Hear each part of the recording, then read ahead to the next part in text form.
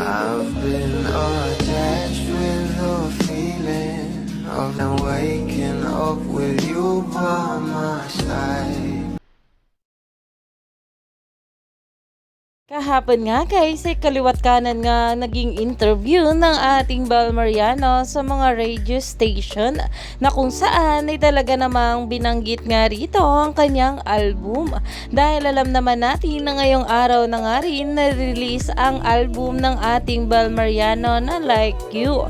At narito nga guys ang interview sa ating Bel Mariano. Justin Randomly. Bieber. Justin Bieber. Yeah, I saw him when we were in Universal.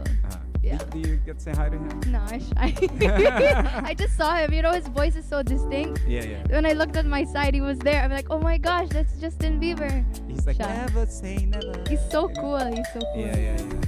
At yan nga guys na kung saan nakita nga raw ng ating Bel Mariano itong si Justin Bieber. At ayon nga guys sa mga bulay, napakaswerte nga talaga ng ating Bel Mariano.